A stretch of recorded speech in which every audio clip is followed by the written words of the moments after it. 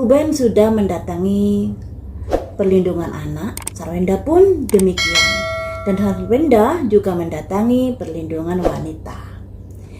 Bagaimanakah energinya terkait dari bukti-bukti atau keterangan-keterangan yang sudah mereka berikan pada lembaga ini? Siapa yang lebih kuat energinya sesuai dengan keterangan yang diberikan, bukti yang diberikan untuk saat ini?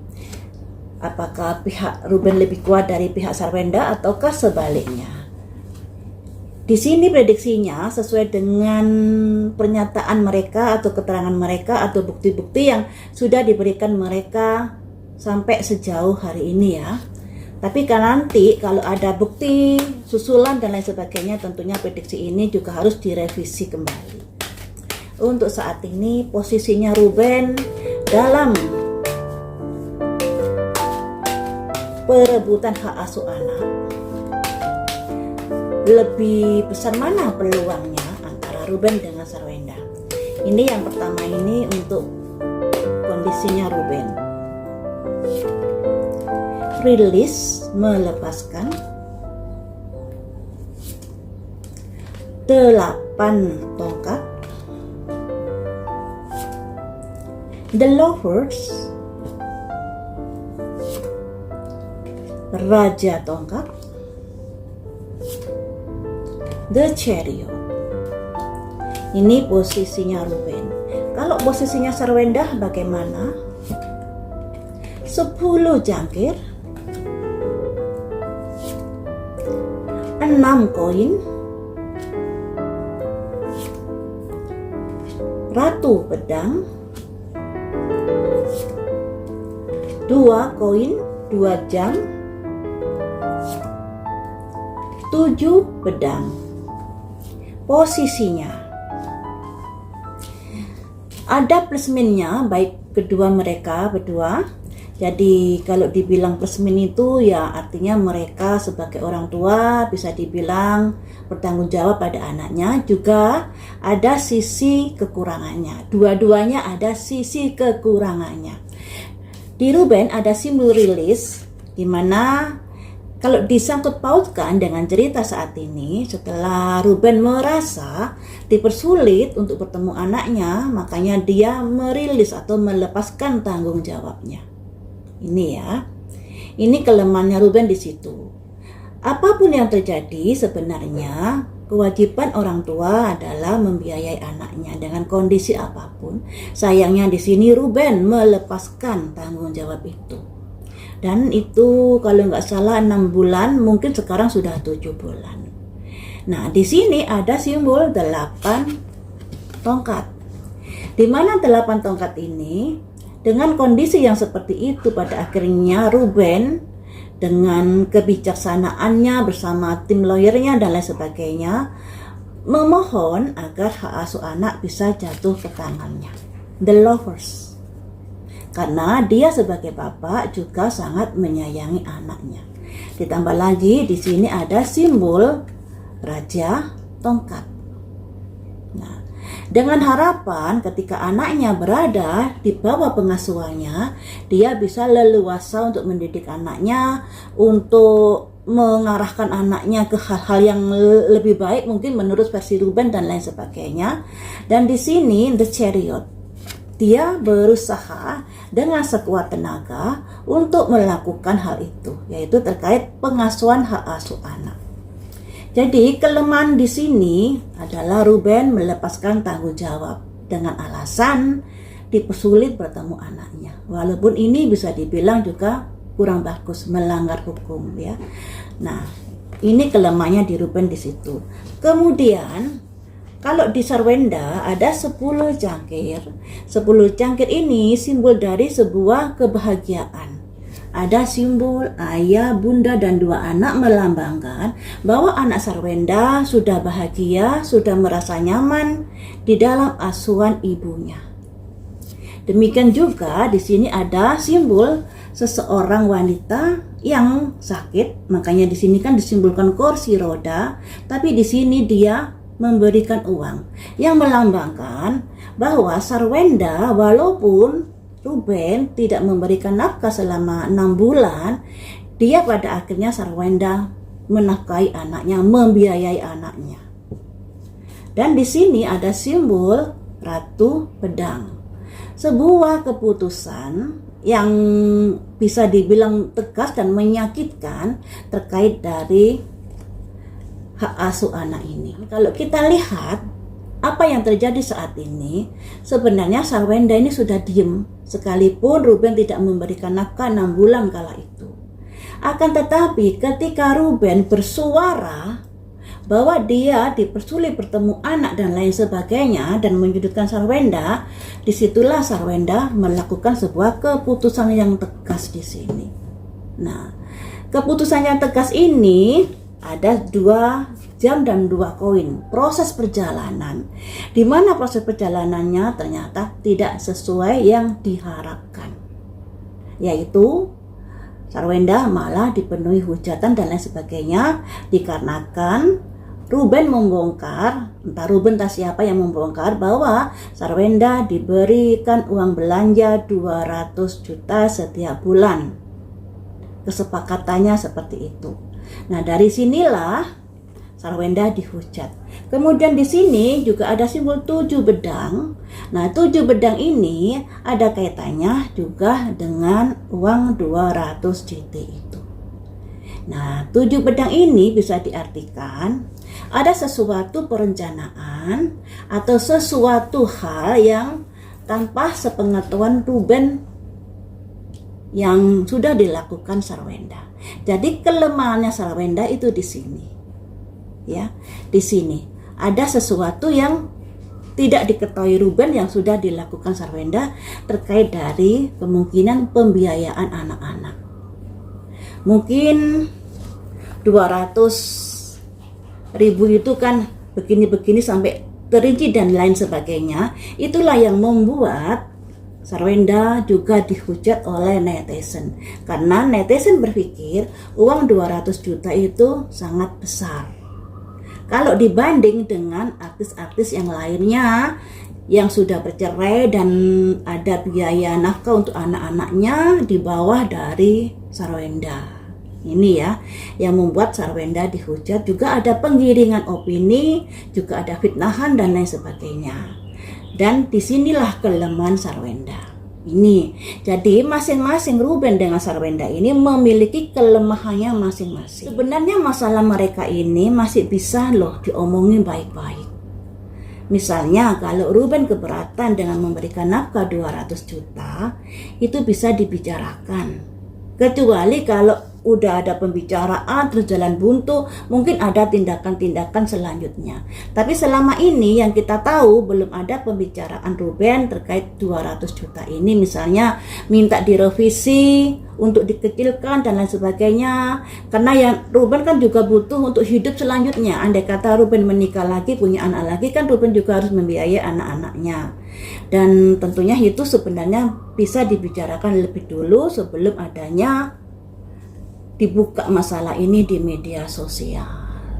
Dan di sini kedua orang tua ini memang punya kelemahannya atau kekurangannya masing-masing. Dan ketika kekurangannya masing-masing ini, alangkah baiknya lah berdamai. Dari prediksi saya memang ada potensi berdamai, tapi berdamainya secara kepaksa. Ya, kepaksa karena terbentur dengan aturan-aturan yang berlaku, yang tadinya mereka masih bersikeras merasa benar, kemudian adanya jalan buntu yang pada akhirnya ada pasal-pasal yang akan dikenakan mereka ketika mereka tidak mau ada perdamaian. Kita gali lagi dari kekurangan atau kesalahan masing-masing ya. Kalau dari Ruben kan ada simbol rilis di mana dia melepaskan tanggung jawab itu.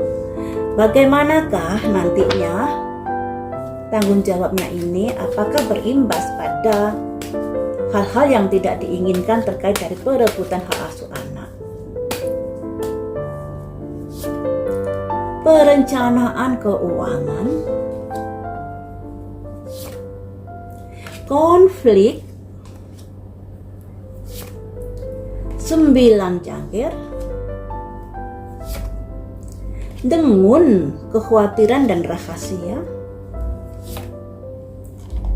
The Empress itu kemakmuran dan lain sebagainya. Jadi kalau dilihat dari kartu ini, kenapa Ruben melepaskan tanggung jawabnya? Karena dia ada masalah keuangan yang sedang dihadapi. Saya bilang begitu karena di sini ada simbol perencanaan keuangan, kemudian ada konflik keuangan yang melambangkan kenapa dia melepaskan, karena keuangannya sedang tidak baik-baik saja. Ini alasannya sebenarnya. Keuangan Ruben tidak baik-baik saja. Dan di sini sebenarnya Ruben juga sangat mengasihi anak-anaknya, 9 cangkir, sangat mengasihi anak-anaknya. Akan tetapi dia kenapa melepaskan? Ya karena terpaksa, keuangannya sudah morat-marit kala itu. Dan kondisi yang sebenarnya ini demun dirahasiakan dengan dalih kayak karena kamu mempersulit saya bertemu dengan anak, kamu begini, kamu begitu. Menurut cerita, setelah Ruben dulu ngajak anak-anaknya bertemu, bermain-main bersama, kemudian anaknya sakit. Konon beritanya seperti itu, dan Sarwenda pada akhirnya membatasi anaknya bertemu dengan Ruben. Tapi di sini sebenarnya membatasi itu juga bisa dibilang juga karena Ruben tidak membiayai anaknya. Jadi ada kekesalan di sini dari Sarwenda terkait hal itu. Dan sayangnya Ruben berkeras juga, tidak mengakui kalau dirinya kesulitan ekonomi sehingga tidak mampu memberikan nafkah seperti itu. Kalau dibilang mampu yang mampu, tapi sayangnya uangnya kan keteteran, ya. Jadi Ruben bisa dibilang mengada-ngada juga. Tapi memang ada kesulitan bertemu anak karena efek saat dulu bertemu kemudian anaknya jatuh sakit, tapi tidak sedalam atau tidak sesulit yang Ruben bayangkan untuk bertemu anak, ya. Dan dari Sarwenda ini ada 7 pedang. 7 pedang ini lambang dari sebuah aktivitas yang diam-diam dilakukan tanpa sepengetahuan Ruben. Nah, saya ini mengartikan terkait dari uang belanja 200 juta itu. Kita gali di sini. Kenapa sampai keluar kartu ini? Apakah uang 200 juta itu seluruhnya ya dibuat pembiayaan untuk anak?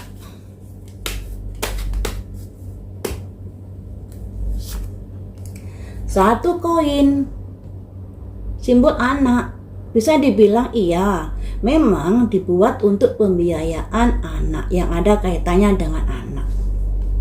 Haruskah melakukan seperti itu sampai sekecil-kecilnya diperhitungkan? The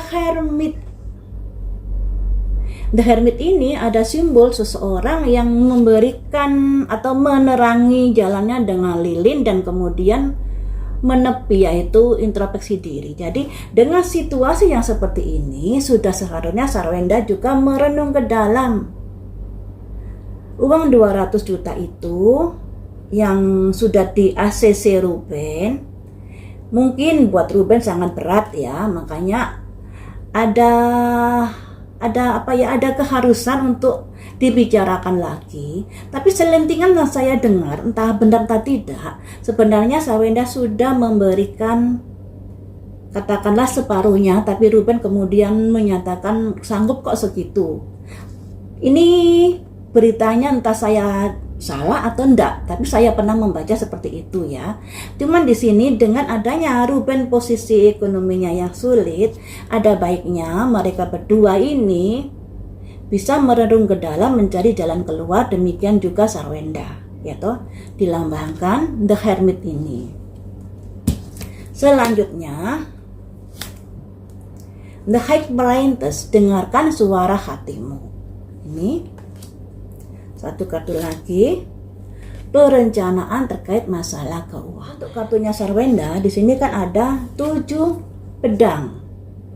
7 pedang ini sebuah perencanaan yang tanpa sepengetahuan Ruben terkait uang 200 juta itu. Nah, Kalau kita lihat bahwa uang 200 juta itu sebenarnya ditalangi Sarwenda dulu untuk beli ini, untuk hidup dan lain sebagainya. Kalau dipermasalahkan, ya sebenarnya posisi Sarwenda ini lemah, karena bisa saja Ruben nggak mau ganti kalau dirasa itu nggak penting untuk biaya anak. Dan sebenarnya ini juga untuk anaknya, biaya-biaya tersebut sebenarnya untuk anaknya. Dan kita juga tahu anaknya sekolah di internasional, lesnya ini dan itu, kemudian lomba di luar negeri juga butuh biaya dan lain sebagainya. Dan di sini yang perlu digarisbawahi, anaknya nyaman bersama Sarwenda. Dan masalah ini sebenarnya bisa diselesaikan baik-baik. Cuman ya begitu saya dengar selentingan, kalau Sarwenda ini sudah meminta pada Ruben separuhnya saja. Ya, separuhnya saja. Tapi kemudian Ruben, enggak lah, Ruben menyanggupi akan membiayai anaknya yang kesepakatannya 200 juta itu. Hanya saja berita tentang separuh dari kesepakatan itu, ini masih tanda tanya saya, benarkah atau gimanakah? Ya, apakah beritanya itu hoax atau benar saya kurang tahu. Cuma saya pernah membaca kalau pihak Sarwenda meminta separuhnya saja, tapi kemudian Ruben nggak apa-apa, saya saja sepenuhnya, seperti itu intinya. Dan di sini ada The Hermit, sebenarnya masalah itu bisa dibicarakan baik-baik terkait uang 200 juta itu. Kalau dirasa misalnya Sarwenda sudah boros atau beli yang nggak penting terkait keperluan anak, sebenarnya bisa saja Ruben komplain, toh yang nalangi uang dulu adalah Sarwenda. Jadi untuk keperluan ini dan itu Sarwenda yang menalangi dulu, uangnya keluar dari Sarwenda dulu. Jadi sebenarnya Ruben memiliki potensi untuk tidak mau membayar ketika dirasa Sarwenda boros atau Sarwenda mengada-ngada dan lain sebagainya. Nah, kemudian di sini ada The Heparientes. Dengarkan suara hatimu terkait masalah yang ada ini. Jadi untuk Sarwenda juga harus ngerti ya, janganlah masalah-masalah yang sekecil-kecilnya diperhitungkan. Karena Ruben juga punya kehidupan masa depan yang akan datang. Tidak hanya untuk dua anak ini saja. Ruben juga harus berpikir akan hidupnya, juga berpikir akan misalnya menikah lagi dan punya anak lagi. Ketika terlalu banyak yang diberikan untuk katakanlah kedua anak ini, kemudian gimana Ruben ke depannya? Yang namanya rezeki kan naik turun. Makanya di sini ada simbol perencanaan keuangan terkait masa depan. Nih. Jadi kedua belah pihak ini memang kelebihannya mereka sama-sama tanggung jawab pada kedua anaknya. Sama-sama sayang. Makanya Ruben rela memberikan nafkah untuk biaya anak-anaknya 200 JT itu. Kemudian Sarwenda juga begitu. Dia sangat sayang pada anak-anaknya, makanya di sini anaknya juga nyaman, juga berprestasi, ya toh. Nah, kelemahannya Sarwenda terlalu perhitungan terkait masalah keuangan. Hal-hal kecil pun dimasukkan dalam rinciannya, walaupun kalau menurut berita yang saya ketahui, tapi ini disclaimer beritanya, entah hoax entah tidak saya kurang paham, bahwa Sarwenda sudah meminta separuh, tapi kemudian Ruben menyanggupi atau menyepakati 200 juta itu. Nah, itu masalahnya, entah benar entah tidak. Cuman di sini Sarwenda diingatkan, teliti boleh, tapi jangan sampai sebegitunya, karena Ruben kedepannya juga punya masa depan sendiri, kehidupan sendiri dan lain sebagainya. Ruben juga begitu. Kalau misalnya ada kesulitan keuangan, jujur saja kepada Sarwenda, saya masih belum bisa membiayai nafkah karena saya masih kayak begini ekonomi saya. Jangan mengada-ngada mencari-cari alasan yang begini yang begitu, yang pada akhirnya Sarwenda kena hujat oleh netizen dan lain sebagainya. Ya, jadi bisa dibilang orang tua yang bertanggung jawab, yang sangat sayang pada anak-anaknya. Kalau Ruben rela mengeluarkan uang sebesar itu demi kebutuhan anak-anaknya, Sarwenda rinci sangat jeli demi memastikan masa depan anaknya bisa baik-baik saja. Kedua ini orang tua ini sangat-sangat sayang, tapi ya begitu. Jalan yang dilaluinya jadi seperti ini, ya. Terlalu sayang Ruben ini pada anaknya, pada akhirnya dia mengorbankan dirinya sendiri. Sarwenda terlalu sayang pada anaknya, makanya segala sesuatunya diperhitungkan dengan jeli. Intinya seperti itu ya teman-teman. Jadi alangkah baiknya dua orang ini bisa berdamai demi anaknya.